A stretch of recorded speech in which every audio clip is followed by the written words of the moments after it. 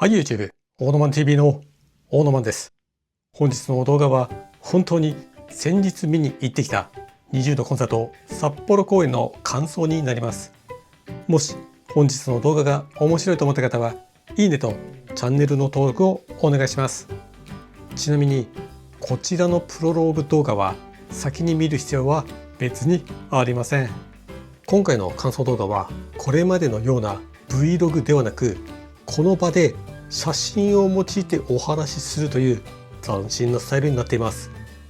なぜ Vlog にしなかったのか、なんとなくですね。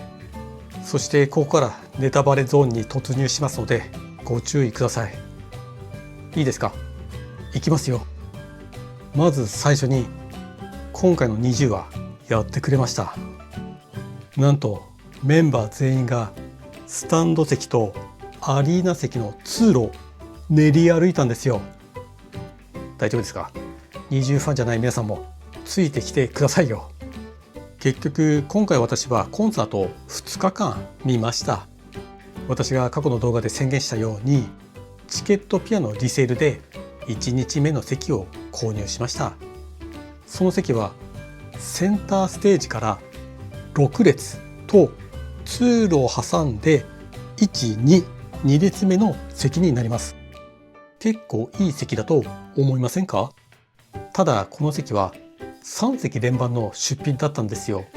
だから不要な2席を再度リセールに出すという私の作戦がはまりましたが、買う際の3席分の値段4万5千にはためらいましたね。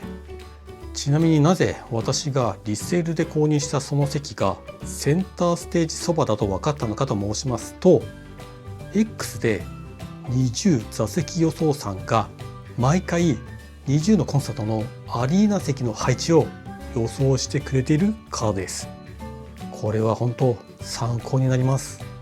ただ一つ札幌公演で残念だったのが、2日間のチケットが完売しなかったことです。さらにリセールも常時170件ほどが出品されてました。座席位置を見てみるとアリーナ席の後方とかスタンド席ばかりでした。多分仲間内で大量に購入して悪い席を出品に出していたのではないでしょうか。これが札幌公演の現状です。ちなみに今回20のコンサートを見に行くにあたって私はひげを剃りました。理由は見た目が汚いからです。20のコンサートのお客さんの半分は女性です。周りから何この無色の親父気持ち悪いと思われないためにひげを剃りました。人は見た目が大事です。20は過去開演前に屋外に出てきてファンを喜ばせるサプライズ登場をたびたび行っていました。いつもツアーの全公演を見に行っている玉野さんが今回も会場6時間くらい前に到着して、そのサプライズ登場がないことをツイートしてくれてました。私はそれを見て当日ゆっくり家を出ました。過去2回ここからリマとミーヒがコンサートの開始前にサプライズ登場してくれました。でも今回のツアーに関して言えば、この札幌の前の愛知公演でもメンバーのサプライズ登場はなかったと玉野さんはツイートしてました。サプライズ登場を見逃した私が言うのもなんですが、私はこのサプライズ登場には反対です。理由は不公平だからです。体力のない子供には何時間も待つのは無理です。それに時間も体力ももったいない。事実玉野さんはこれでゆっくりできるとつぶやいてます。そうです。時間と体力はコンサート本番に取っておいた方が良いと私は思います。もしくは北海道外から来られた方ならコンサート開始前に札幌観光だってできるじゃないですか。もしやるならスーパーボールの時のマイケル・ジャクソンのようにあんなところから20がをやった方が良いと私は前々から思っていました。そしたら今回本当に20はそれをやったんですよ。過去2回ここ北海北入でコンサートを開催した時は屋外でブース展開していましたが、今年の札幌の大雪を考慮したのでしょうか、建物の中でくじや CD グッズ販売などが行われてました。私は記念にうちわとミーヒのアクリルスタンドを購入しました。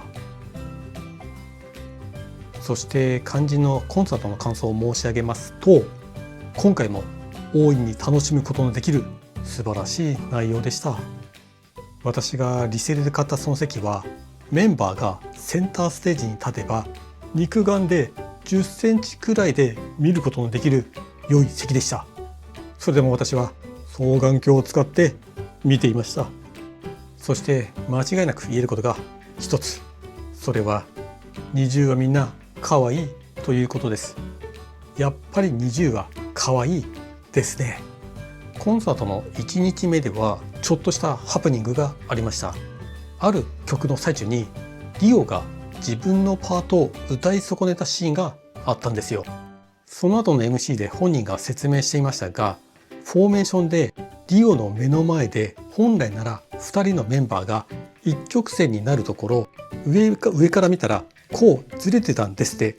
それが面白くて歌い損ねたとリオが言ってました。逆に言うとNiziUは口パクをしていない、ちゃんと歌っていることを証明したことになります。すごいよね。あんなに踊りながら歌えるなんて。それにあと思ったのが MC がすごい滑らかで会話が弾んで、メンバー自身が本当に楽しんでるように感じました。昔はさ、目の前のカンペを棒読みだったんですけども、成長しましたね。私はそう思いました。そして最後のアンコールの時にコンサートの最大のサプライズが起きました。なんと登場の際、NiziUがスタンド席の左右の最上段から現れたんですよ。北海北エルの構造はアリーナ席と1階スタンド席と2階スタンド席で構成されてるんですけども、その2階スタンド席の端っこから2つに分かれて登場しました。そしてその後1階に降りてきてアリーナ席の後方から入ってきました。もう場内騒然。そしてその後なんと私の目の前の通路をメンバーが通ってったんですよ。その時のメンバーはマヤとリマとマコとニナともう一人いたと思いますが、あまりの興奮で覚えてません。そしてその時驚いたのが、メンバーが通っていった後、ものすごいいい匂いがしたんですよ。何の香水か分かんないけど、中年親父とは明らかに違う、ものすごいいい匂い。これには本当びっくりしました。ただね、コンサートが終わった帰りの地下鉄で、私のそばにいた一般の中年親父が臭くて、せっかくのNiziUのいい匂いがプラマイゼロ、いやむしろマイナスになってしまいました。でもこの場内を練り歩くのはとても良いパフォーマンスだと私は思います。これを毎回やってくれると、アリーナ席の後方とかスタンド席の最上段が一気に当たり席になります。それにこうした席のリセール出品が減ると思います。そう思いませんか？それなのでNiziUの皆さん、今後も場内を練り歩いてください。ちなみに私の2日目の席は1階スタンド席でした。昨日と同じルートなら1階スタンド席は素通りです。さっきも言ったようにチケットが完売していないから2階スタンド席の上段が空いてるんですよ。なのでこっそり席を移ろうかなと思いました。多分中国人なら平気でやると思いますが、私は日本人なのでそんな姑息な真似はしませんでした。またリセールでは実際2階スタンド席の通路から1列目の席が出品されてたんですけど、買わなかった。もしそこを買ってたら本当目の前をメンバーが歩いてました。でももし買ってたら私の1階のスタンド席を空にすることになります。私は1日目のアリーナ席をゲットできたので、実は2日目の1階スタンド席を出品に出してたんですよ。でも買い手がつかなかったので、結局私が2日とも見たという結果になります。結局その2日目の私の席からは2階のスタンド席の通路が本当に真上だったので、アンコールの際メンバーの姿はほとんど見えませんでした。仮にメンバーが歩くことを考えたら、北海北エルのような収容人数1万人程度のホールがいいと思います。ドームだと今度は広すぎてこのトロッコに乗ってしまいます。これだとサプライズ感が薄くなります。とりあえずオーノマン20のコンサートを楽しんだというお話でした。次回こそリセールのみで席をゲットしたいと思います。あ、そうそう、今回のリセールで本当にいいと思った席が一つだけありました。その席はセンターステージから2列目。これはね、ほんとしびれた。でもね、その時すでに私はアリーナ席を買った後だったし、リセールの終了時間間際だったので諦めました。仮にそんなとこから双眼鏡でメンバーを見たら、もう毛穴まで丸見えでしたよ。あ、そうだ、最後に一つ、今回の札幌公演だったんですけども、リクが切れました。それは2日目の最後でした。理由は観客の反応が薄かったからです。20のコンサートでは締めに記念撮影を撮るのが恒例となってます。その際メンバーが今回のツアーグッズのカチューシャを頭につけたんですよ。その姿が場内のモニターに大きく映し出されたにもかかわらず、観客が無反応だったことに対しリクがダメ出ししました。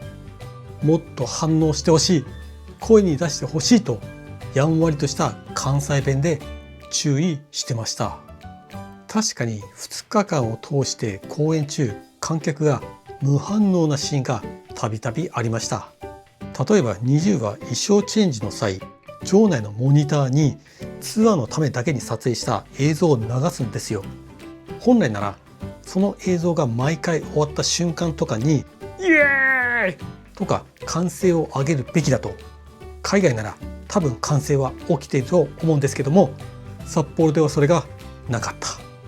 確かにコンサート中歓声は上がるんだけど、会場が盛り上がるような割れんばかりの歓声ではありませんでした。なんて言うんでしょう、これが若い人が多いコンサートの弊害と言うべきでしょうか。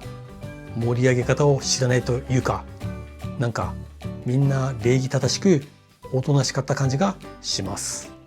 だからこそ中年の皆さんが、恥も外聞もない中年の皆さんが率先して歓声を上げるべきだと私は思いました。私は一人で声を出してました。あとは札幌在住の若手のお笑い芸人による前座を行うとか、要は声を出す練習ですね。そしてリクが最後に北海道の20ほんま頼むでと言ってました。次ももし盛り上がりに欠けたら、チケットも完売しない北海道は公演場所から外されてしまうかもしれません。それなので北海道の20ファンの皆さん、今度はもっと盛り上げていきましょうということで、本日の動画は終了です。もしこんな20のコンサートを楽しむ中年男性に興味のある方はぜひチャンネルの登録をお願いします。それでは皆さん、バイバイ。